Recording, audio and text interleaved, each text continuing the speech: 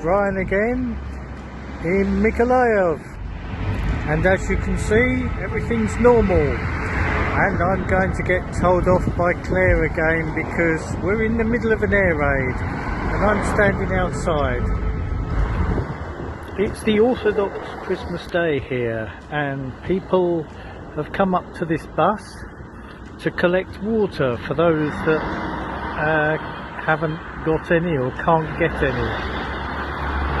I went to my usual bakery for coffee only to find it was closed. The couple there probably opened the door, almost dragged me in, gave me a coffee, and then everyone left. So that was nice. And it's still busy in the main market here in Mykolaiv. Had the all clear again. The last all clear lasted about 5 minutes before we had another air alarm, but here's hoping. The Russians really like to attack hotels, presumably as a lot of these, at least the better class hotels, tend to be full of foreign journalists, foreign aid workers, foreign anyone really, and it's a good way to try and put them off. That probably explains why so few hotels are open. Palace Hotel, and has been closed for a while now, is one of the biggest hotels in Mykolaiv. Some of the businesses are very much carrying on as normal. A whole street here where every single business is closed up for the duration. Many of them have just gone out of business. There is something deeply satisfying about seeing the Ukrainian flag flying proudly. It's just a little bit more poignant because it's flying over a rather empty, in fact a very empty, children's playground.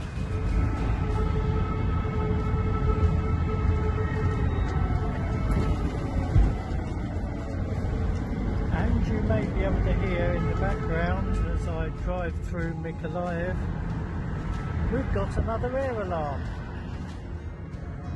I'm at a nice little children's playground. It looks quite charming, such as you'd see anywhere. So as you look round, you see buildings boarded up, and as you look round a little further, you see why. When Putin complains that we're trying to cancel Russian culture, this is Russian culture. As a Ukrainian woman put to me, it's a bit like a beautiful woman rejecting the advances of a man, and then that man decides if he can't have her, he will destroy her life instead. That is Russian culture as seen here in Mykolaiv today. This is Russian culture. Well, you can really tell by the toy aisle that tomorrow is the Christmas day out here.